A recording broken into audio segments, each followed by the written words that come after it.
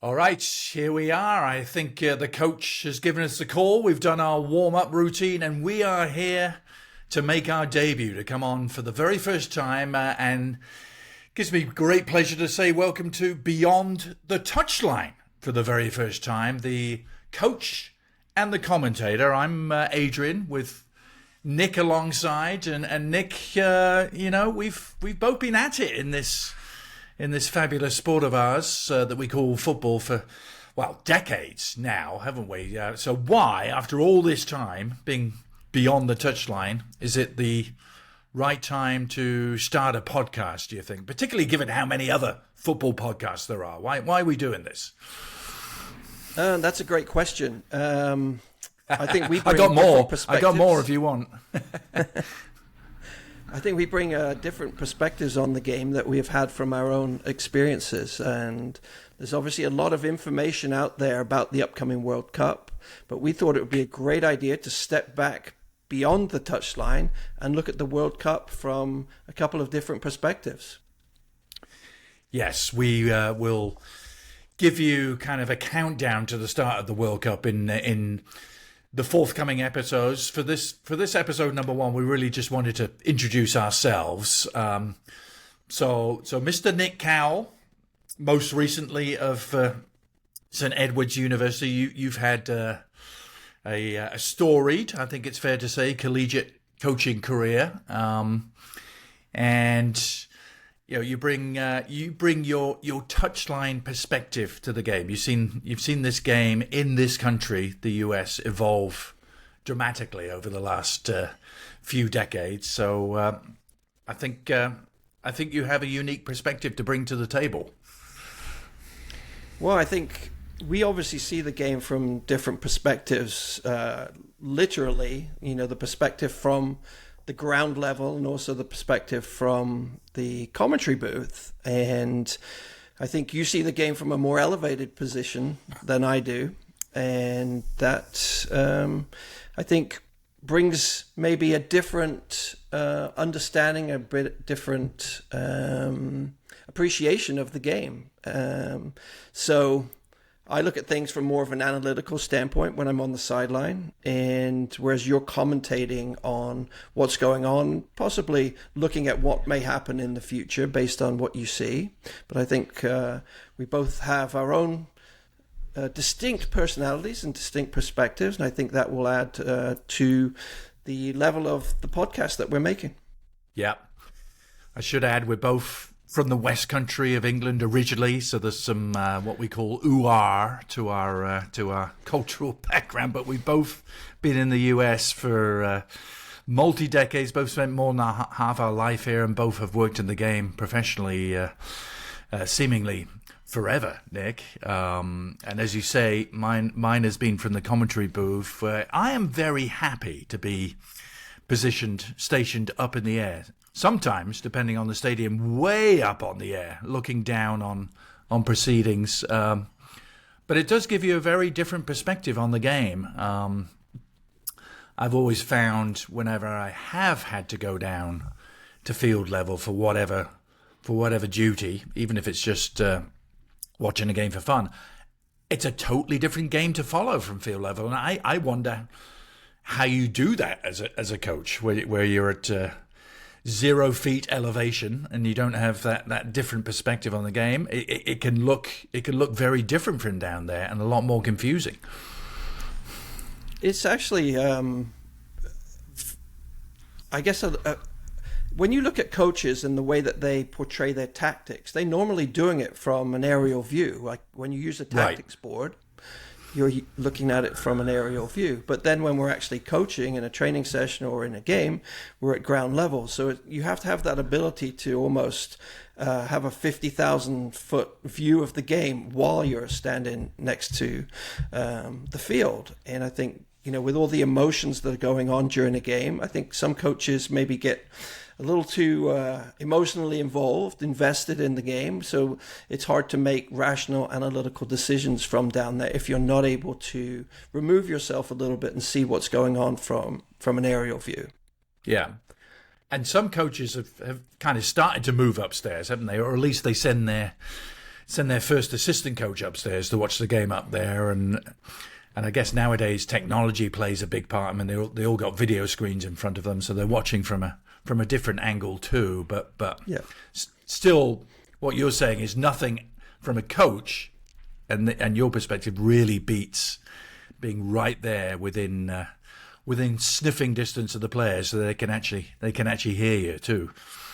I definitely think that you can learn a lot from watching from higher up, and I do see some coaches starting to do that again. I feel like it was there probably about 20 years ago when Sam Allardyce started looking at it, and we also have the sport of rugby to thank for that, where the head coaches are always up in the stands, and now you even see some coaches actually holding training sessions from up at the top of a video tower so that they can see the training session from up on high. So that view is, I think, very useful for coaches, but I think you lose a lot of the emotional involvement with the players and the ability to motivate and to cajole and to make sure that they're putting in the right amount of effort while you're down at the field level.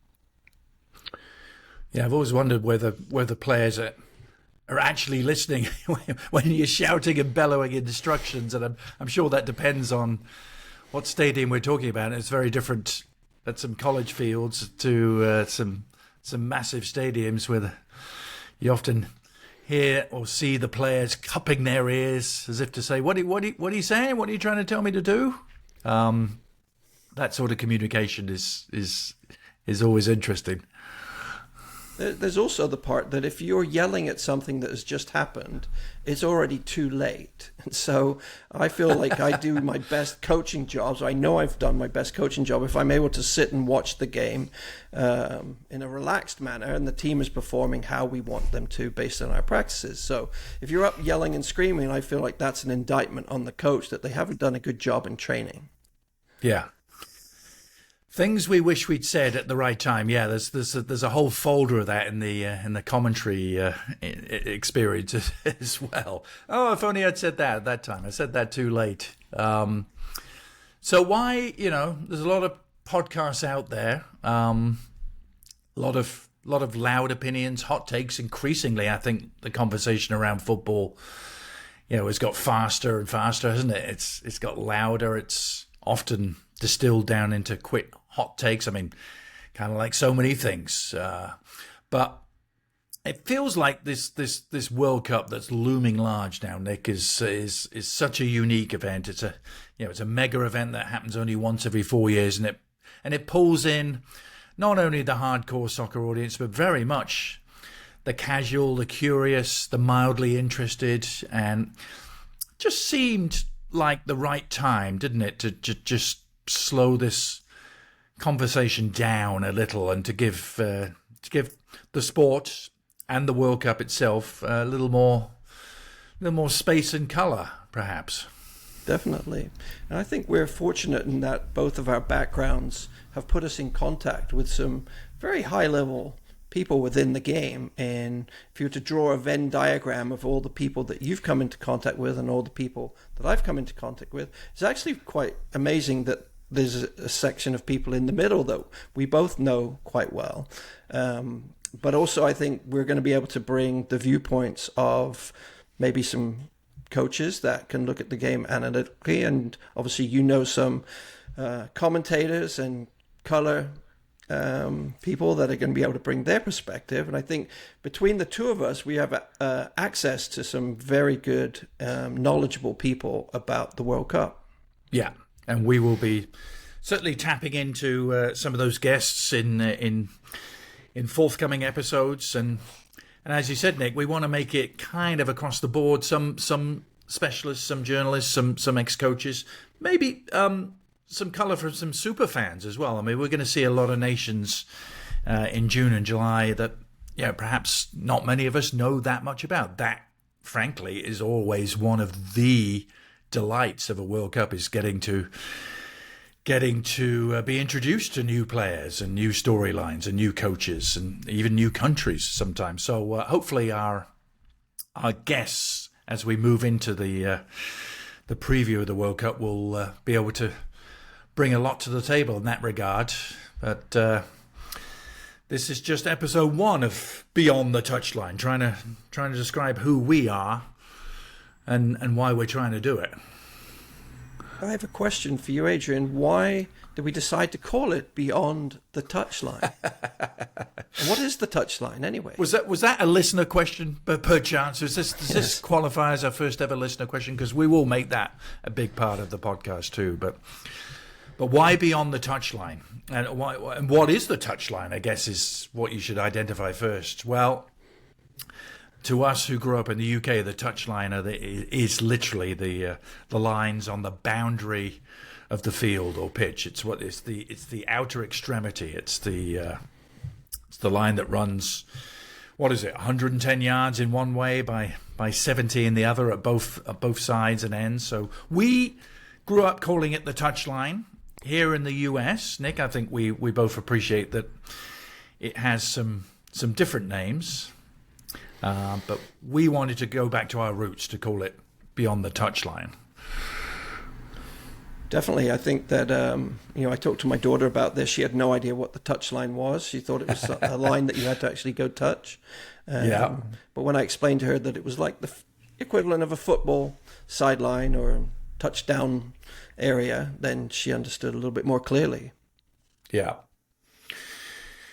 So just, again, a little more on us before we get into sort of the meat and drink of the World Cup. Nick, I think a question I have, I think the listeners will be curious for your answer is during your long coaching career, collegiate level, were there moments that kind of changed the way you see the game and the way you think about it? I mean, think of all those moments you've encountered over the years, fields left, right, and center. Definitely. I think when we first start coaching, we coach in the manner that we have been coached in the past. And, the level of coaching that we received in the UK back in the 70s, I think maybe wasn't of the highest quality in terms of technical and tactical knowledge, but it was more of an emphasis on the physical and the aggressive side of things. And I know one of our guests coming up, Coach Tom Somani, who has been the Australia, USA, New Zealand women's soccer coach. We had a teammate and who became our youth team coach. His name is Mike Hickman. He's actually retired in Australia now. But, I mean, if I could tell you how many times I had to run up and down the stadium steps at our stadium, and that was, his way of telling us that it was going to be a hard slog, and during games at halftime, it would be all about putting in more effort. His heart was in the right place. He wanted the best for us, but that was initially how I thought everybody was coached. And after attending some coaching clinics here in England and in the USA, I took my A license with Anson Dorrance, who's the legendary UNC women's coach. And I also have a friend from Brazil who taught me a lot about tactical periodization, which was started by Vitor Fragi in Portugal. So both of those two were big influences on me and the way that I became a coach and was able to, I guess, take my personality, and you have to be true to yourself, of course, but I think I learned a lot from them in terms of how to portray information to other people. Yeah. Well, those early influences in my case were very formative on the road to becoming a commentator. I always wanted to be a commentator. I mean, really from an early age, 12, 13, 14, I was kind of a pretend commentating and also idolizing the 2 or 3 big name commentators who used to turn up to stadiums, sit outside on a gangtree commentating, wearing a big sheepskin jacket. I wanted to be them, Nick. That to me was the ultimate glamour in the game, to be a commentator. Other than playing, of course. I mean, I think I would have loved to have been a pro player, but as you will attest to, Mr. Cowell, I am what they call as slow as molasses. So that was very quickly removed by an early age. As but you can take pickles out of a jar with your left foot. Open a can of beans with the left foot. Yes. Repair a TV. Yeah. I can't do a podcast yet with my left foot. Still working on that. But yeah, commentating to me was always kind of the next best thing. And it's proved to be an amazing next best thing. But yeah, I had all those early influences, and guess along the way, kind of similar to your path, you just kind of find your own voice and your own set of values and the way you want to conduct yourself and deal with the game.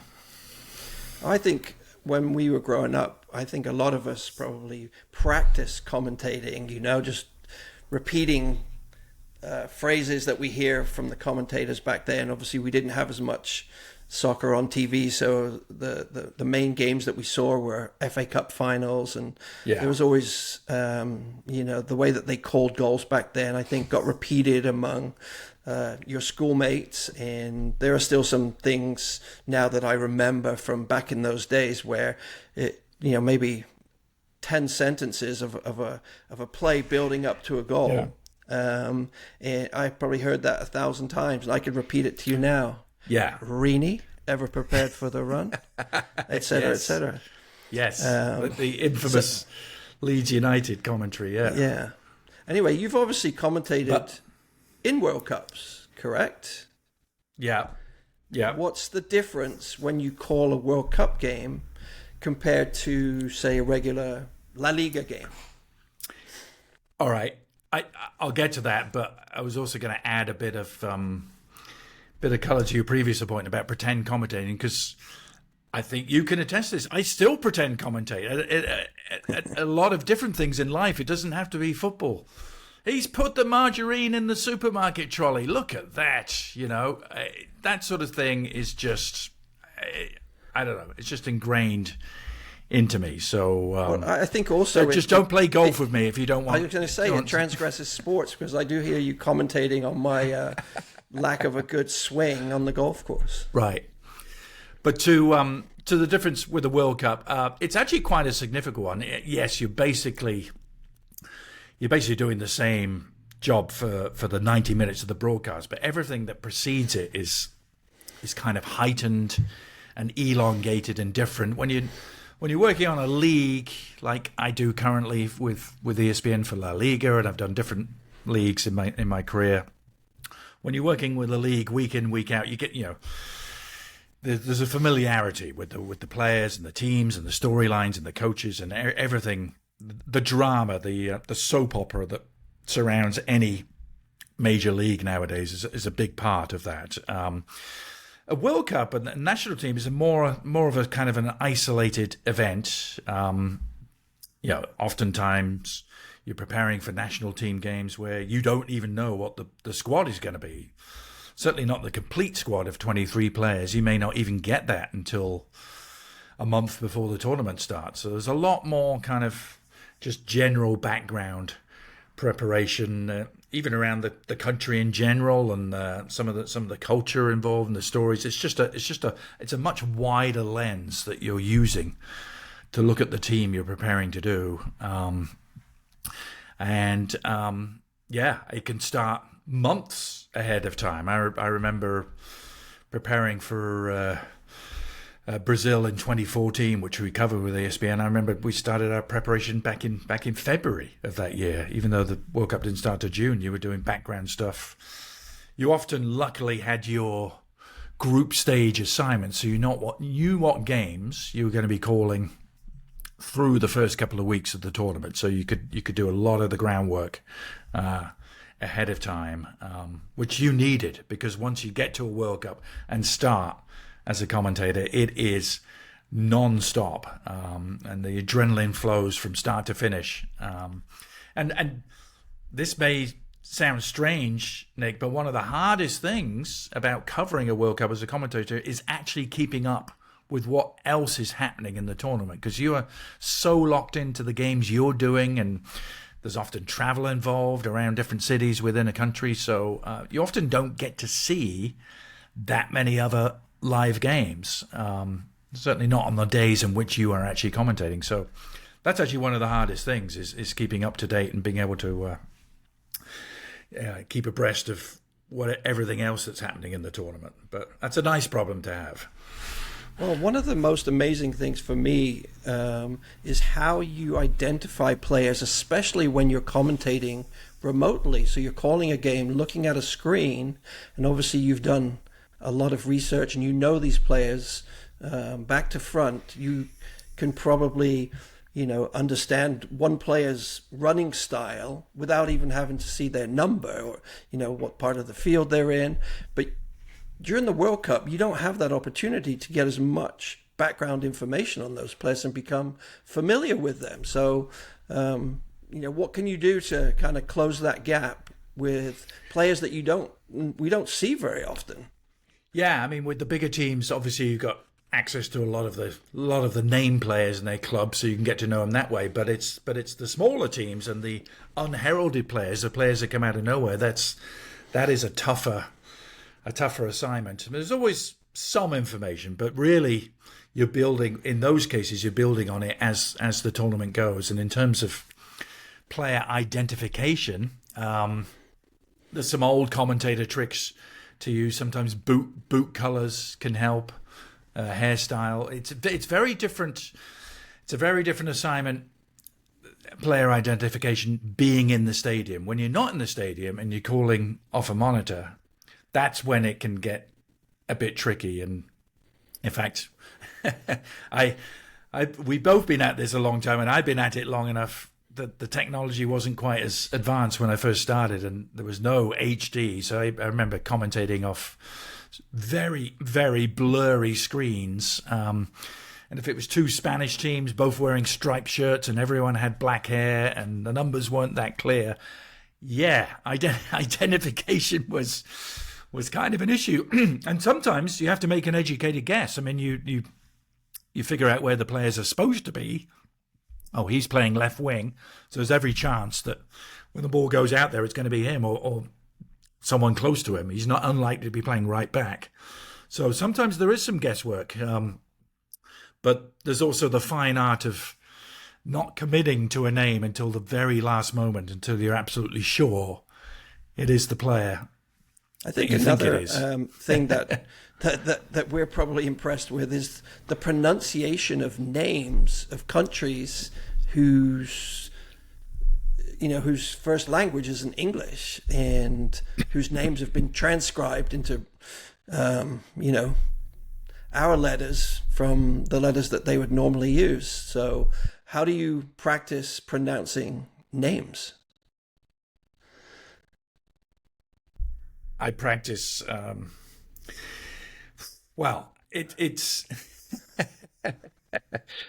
it is a process. It really is. And sometimes you get to know the kind of rules of sort of English language pronunciation of different cultures, and the rules in Spanish may be different to the rules in Eastern Europe, and then there's some African rules, and Italian is its own thing with what they do with various letters. So getting to grips with those general rules helps first, and then but then sort of just practice is the only way.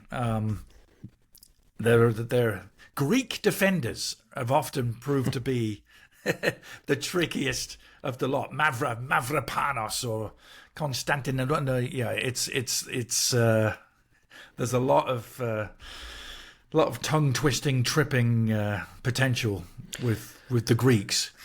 We used to have a Greek defender whose last name was Papadopoulos, and we called him Absolutely Hopeless. That was his nickname. I'm sure he enjoyed that as well. Yeah.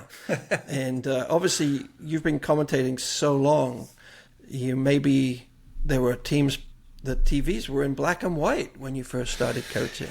I always remember a commentator saying, for those of you watching in black and white, Liverpool are in red. Yes, the infamous switchover of black and white to colour, yeah. So yeah, it's evolved a lot, as I'm sure it has on on your side of the touchline too. One thing I think we both perhaps have had to deal with over the years and find a way of dealing with is feedback. Let's call it that. Now, coaches are very much in the firing line.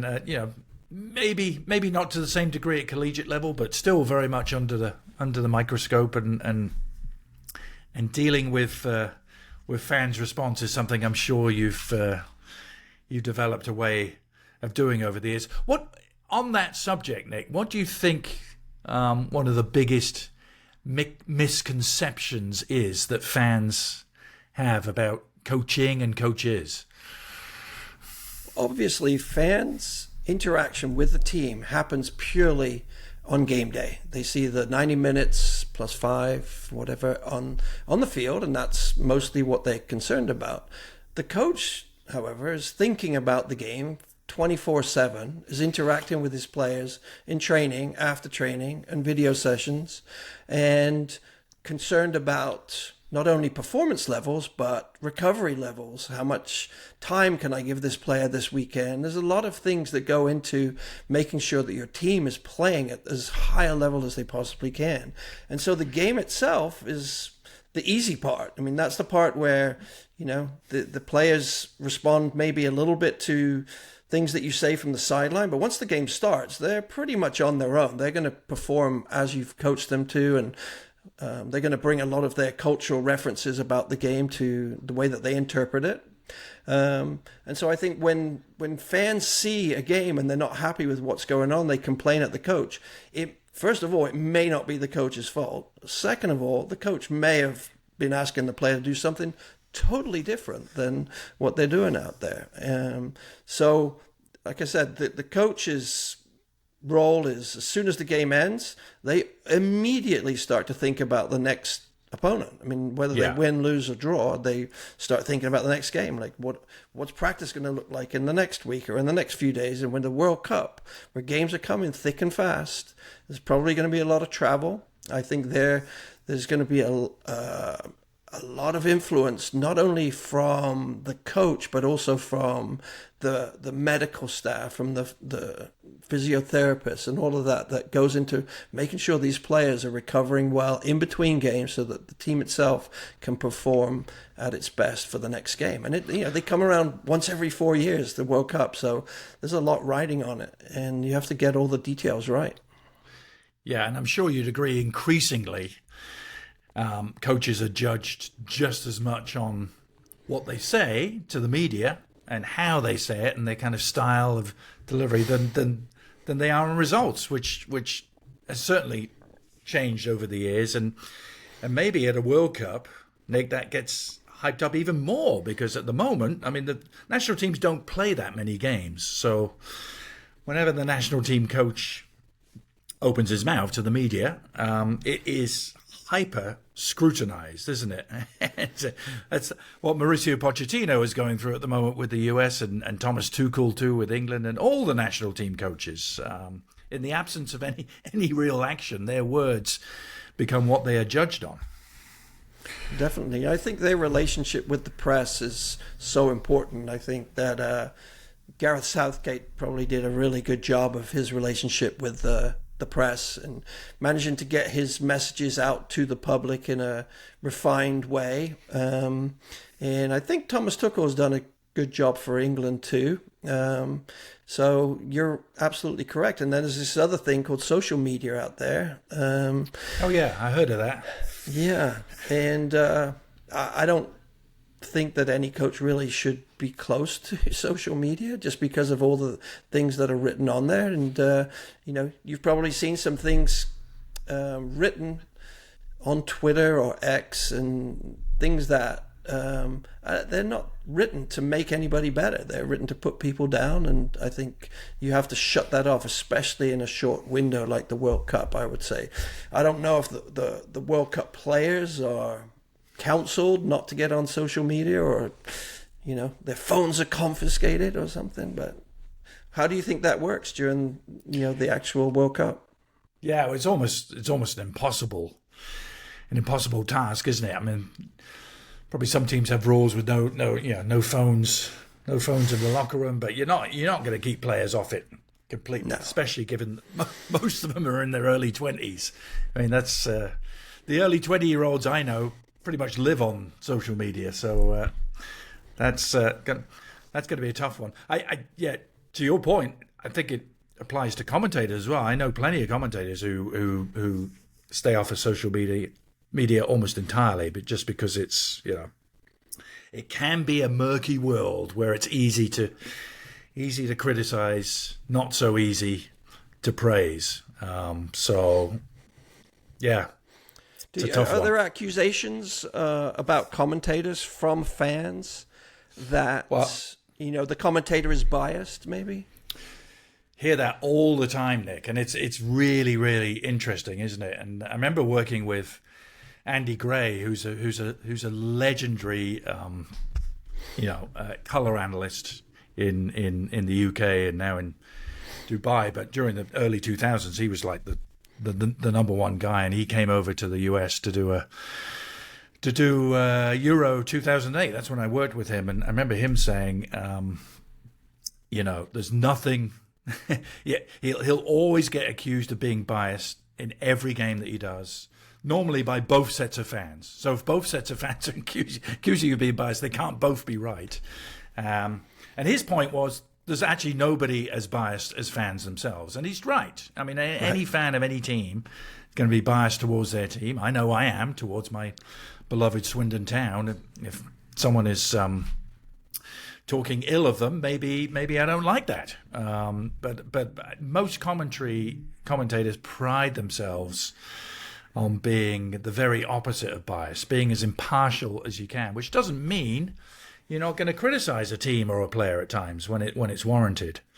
Of course it does. But fans, hardcore 100% blue-blooded fans of a team don't always see it that way. So I guess it's the ultimate compliment when you get pelters from both sets of fans saying you've been biased.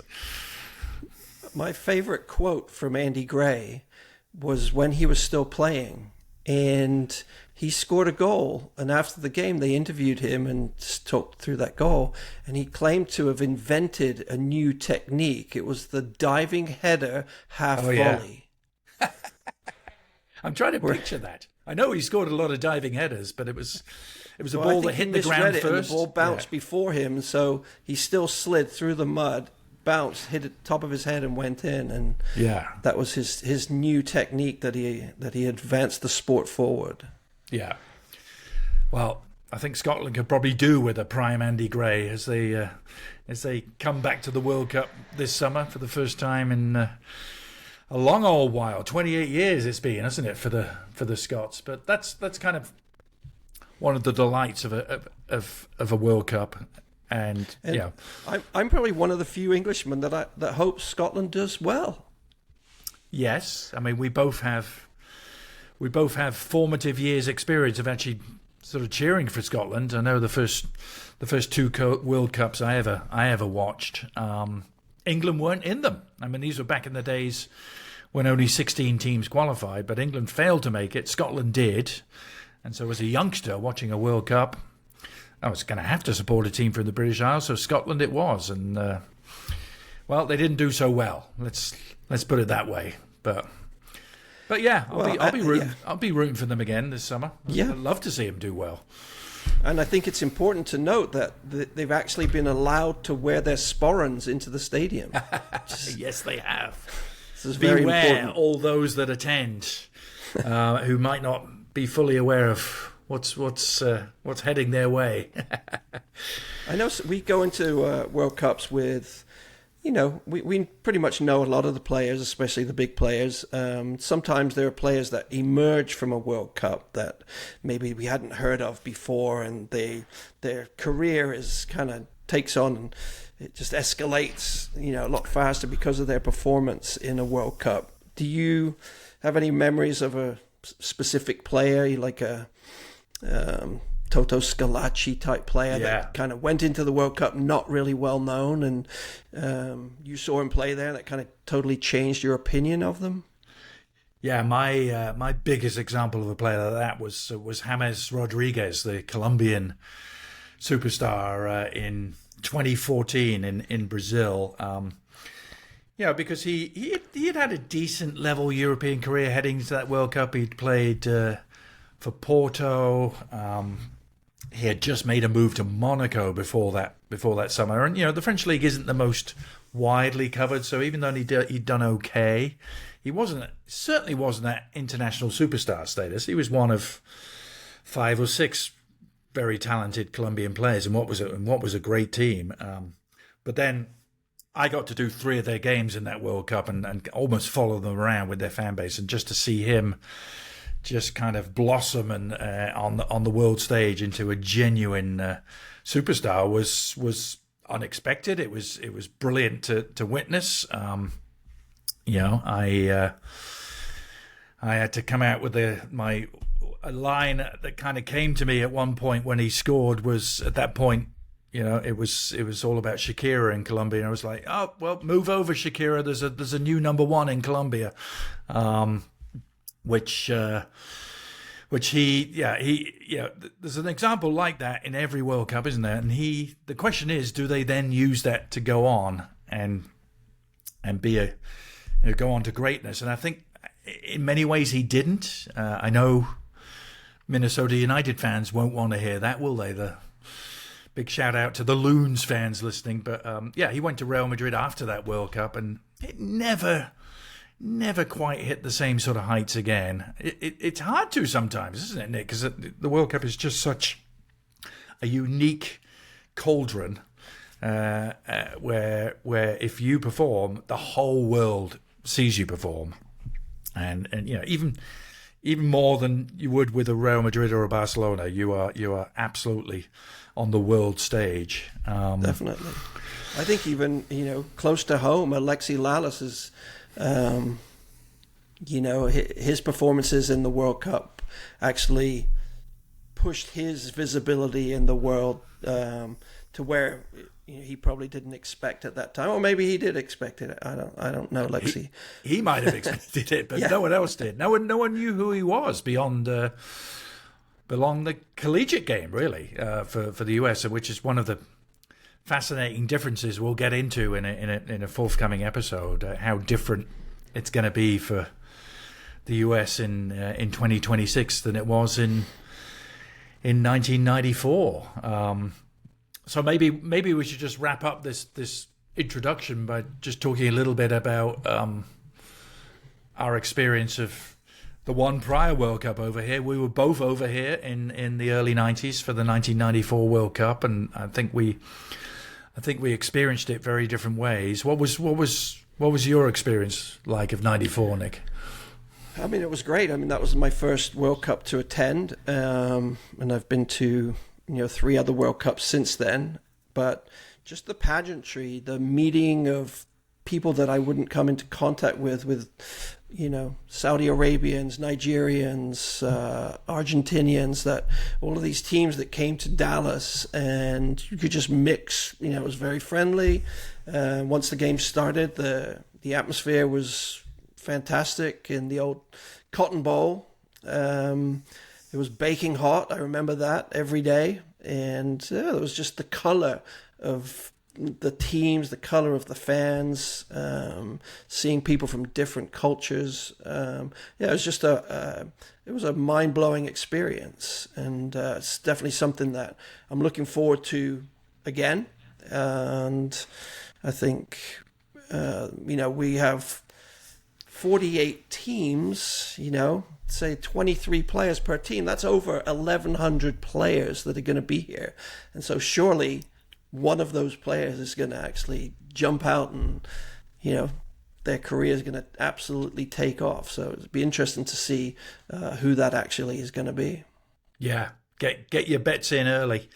I like the look of that Uzbekistan left back myself. Don't know his name, of course, but he's one of my favourites. My '94 experience was actually kind of a brief one in person. I only went to one game. I was living in Tucson, Arizona at the moment. At that moment, not working in the soccer business at all. That wouldn't come until a couple of years later when the league started. But I was working in radio, and we, living out there in the Arizona desert, really wanted to go to a game, but we knew we were only going to get to pick one, and we picked a game in San Francisco. And we had to pick a first knockout round game. It was around the July the 4th weekend. So, of course, we bought the tickets months in advance, not knowing who was going to be playing on that day. And lo and behold, it ended up being the United States against Brazil. And just to be there at Stanford Stadium for that was... I